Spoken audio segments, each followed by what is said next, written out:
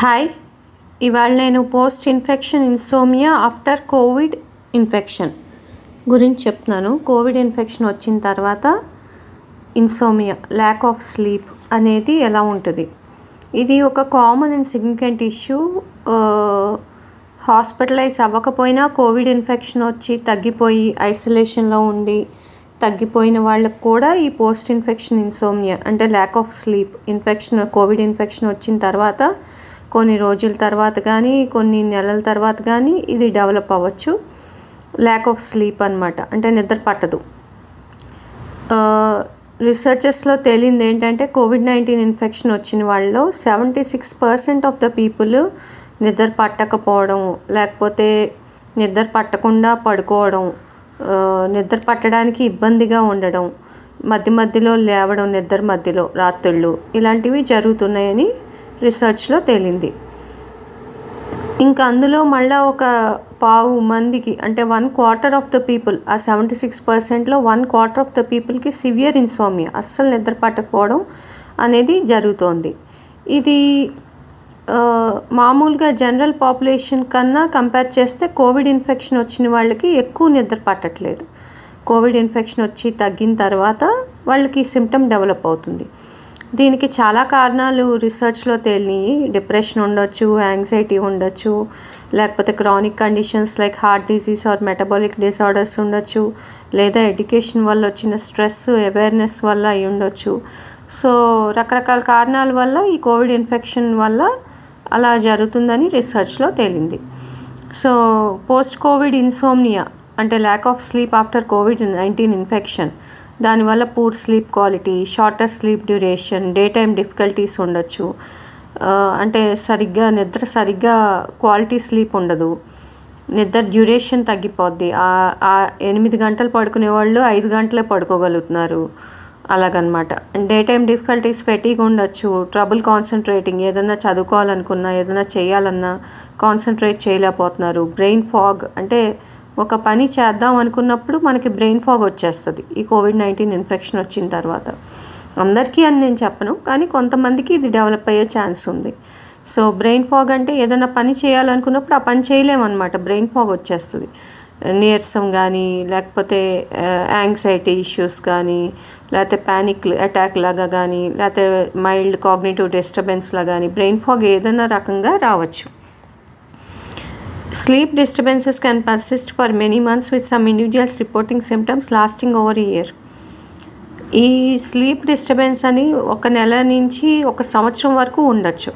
సంవత్సరం పైబడిన వాళ్ళకి కూడా కోవిడ్ ఇన్ఫెక్షన్ వచ్చి 1 సంవత్సరం అయిపోయిందండి అని చెప్తారు. వాళ్ళకు కూడా రీసెర్చెస్లో తేలింది ఇంకా నిద్ర పట్టకపోవడం అనేది ప్రాబ్లంగా ఉంటుందన్నమాట. సో ఇది ఎందుకు అంటే వైరస్ ఎఫెక్ట్ డైరెక్ట్గా బ్రెయిన్ ఏరియాస్ మీద ఎఫెక్ట్ చేసి, డైరెక్ట్ ఎఫెక్ట్ వల్ల ఏ బ్రెయిన్ ఏరియాస్ అయితే స్లీప్ వేక్ సైకిల్స్ని కంట్రోల్ చేస్తున్నాయో ఆ బ్రెయిన్ ఏరియాస్ మీద ఎఫెక్ట్ చేసి దానివల్ల నిద్ర పట్టకపోవడం ఒకటి. రెండవది psychological stress and anxiety. Infection వచ్చినప్పుడు చాలా స్ట్రెస్ ఫీల్ అవుతున్నారు కొంతమంది. ఇప్పుడు అసలు అంత తీవ్రంగా లేదు, ఎలాంటిది ఇంకా ఆ భయం పోలేదు జనంలో. సో ఆ సైకలాజికల్ స్ట్రెస్ వల్ల, ఆ యాంగ్జైటీ వల్ల, పాండమిక్ వల్ల వచ్చిన యాంగ్జైటీ వల్ల, దానివల్ల వచ్చిన లైఫ్ స్టైల్ చేంజెస్ వల్ల, సైకలాజికల్ స్ట్రెస్ వల్ల కూడా నిద్ర పట్టట్లేదని రెండో కారణంగా గుర్తించారు. థర్డ్, ఈ ఇన్ఫెక్షన్ రావడం వల్ల దగ్గు ఉండొచ్చు, జ్వరం ఉండొచ్చు, కాఫ్ ఉండొచ్చు, ఫీవర్ ఉండొచ్చు, ఫెటీగ్ ఉండొచ్చు, నీరసం ఉండొచ్చు, రకరకాల ఫిజికల్ సిమ్టమ్స్ ఉండొచ్చు. సో ఈ ఫిజికల్ సిమ్టమ్స్ వల్ల కూడా నిద్ర పట్టకపోవడం అనేది జరుగుతుందన్నమాట. So direct effects of virus on the brain areas controlling sleep wake cycles, psychological stress and anxiety linked to the infection and pandemic related life style changes, physical symptoms during and after infection, for example cough and fever disturbing sleep. ఇది long COVID సిండ్రోమ్లో ఒక భాగం అన్నమాట. ఈ post Covid insomnia అనేది post infection insomnia of covid. 13 మందికి covid వస్తే అందులో ఒకరికి ఈ పోస్ట్ కోవిడ్ ఇన్సోమ్నియా అనేది డెవలప్ అవుతుంది. సో దీనివల్ల ఓవరాల్ క్వాలిటీ ఆఫ్ లైఫ్ తగ్గిపోతుంది, ఇమ్యూన్ ఫంక్షన్ వీకెన్ అవుతుంది వాళ్ళల్లో. సో ట్రీట్మెంట్ ఏం చేయాలి, ట్రీట్మెంట్ కానీ మేనేజ్మెంట్ అప్రోచెస్ కానీ పోస్ట్ కోవిడ్ ఇన్సోమ్నియాకి ఏమేం చేయాలి? Maintain a consistent sleep schedule. Daily 9ంటికి పడుకుంటున్నారనుకోండి, రోజు రాత్రి 9ంటికే పడుకోవాలి.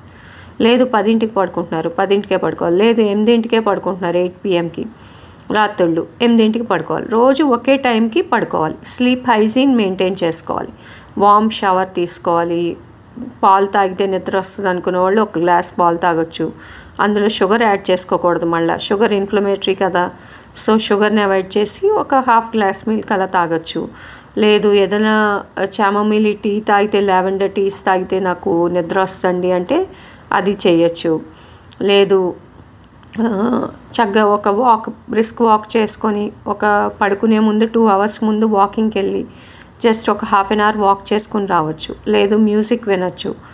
లేదా లాఫ్టర్ థెరపీ చేసుకోవచ్చు. కామింగ్ డౌన్ ఇష్యూస్, ఏది కామ్ చేసినా అది బ్రెయిన్ మీద ఎఫెక్ట్ పడి మెల్టోనిన్ సర్జ్ వచ్చి నిద్ర పట్టేస్తుంది.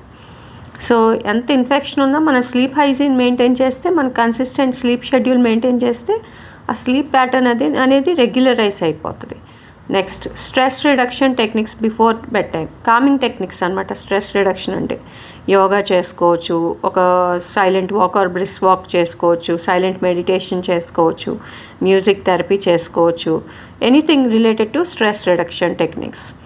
Next creating a comfortable sleep environment. Dark, white, no work or electronics. బెడ్రూమ్లోకి ల్యాప్టాప్ తీసుకెళ్ళకూడదు, వర్క్ చేయకూడదు, బెడ్రూమ్లో ఎలక్ట్రానిక్స్ యూస్ చేయకూడదు.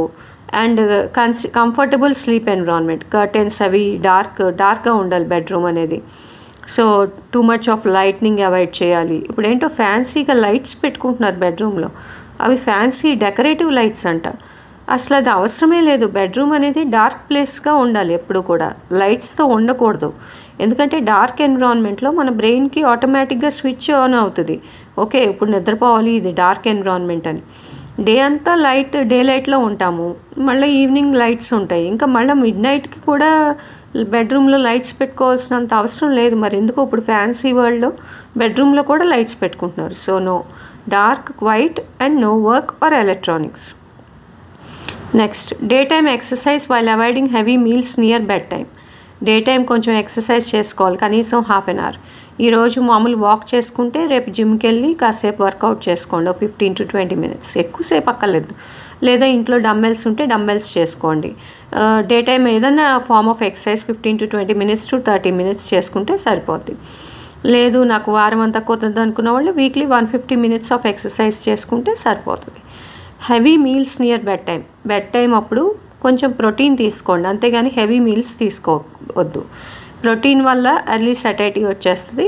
ఒకవేళ మీ కిడ్నీ ఇష్యూస్ ఉంటే ఎంత ప్రోటీన్ తీసుకోవాలనేది మీ డైటీషియన్తో కానీ మీ నెఫ్రాలజిస్ట్తో కానీ డిస్కస్ చేసుకోండి. కిడ్నీ ఇష్యూస్ లేని వాళ్ళు నైట్ టైము ప్రోటీన్ డిన్నర్స్ తీసుకోండి, కొంచెం ప్రోటీన్ ఎక్కువ డిన్నర్స్, కానీ హెవీ మీల్స్ని అవాయిడ్ చేయండి.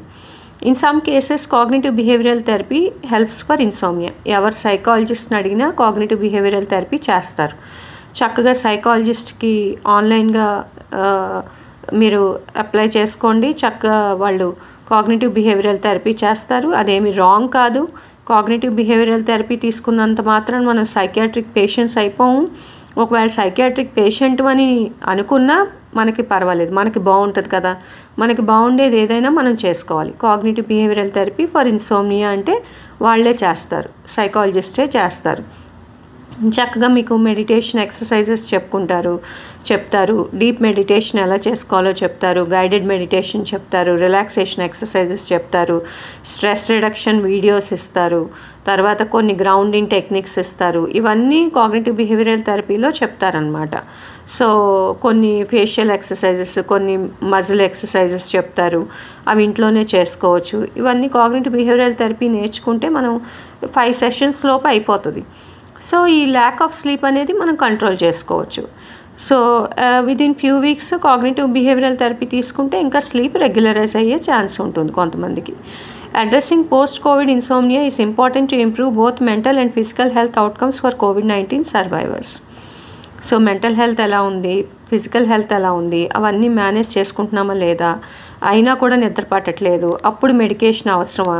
సైకాలజిస్ట్ని కన్సల్ట్ చేసాం, కాగ్నిటివ్ బిహేవియరల్ థెరపీ తీసుకున్నా, స్ట్రెస్ రిడక్షన్ చేసుకున్నా, స్లీప్ షెడ్యూలింగ్ చేసుకున్నా, స్లీప్ హైజీన్ మెయింటైన్ చేసుకున్నా, కంఫర్టబుల్ స్లీప్ ఎన్విరాన్మెంట్ని మెయింటైన్ చేసుకున్నా నిద్ర పట్టట్లేదు అంటే అప్పుడు హెల్త్ కేర్ ప్రొఫెషనల్ని మీట్ అయ్యి మనకి ఏమన్నా సప్లిమెంట్స్ కావాలంటే తీసుకొని అవి దానికి స్లీప్కి వాడుకోవచ్చు.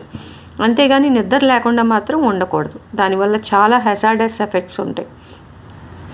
So COVID-19 infection after insomnia after COVID-19 infection is common even in mild cases, often linked with anxiety and depression, and may persist for months or longer. Proper sleep hygiene and if needed targeted therapies can help manage this condition effectively. Thank you. Please do subscribe.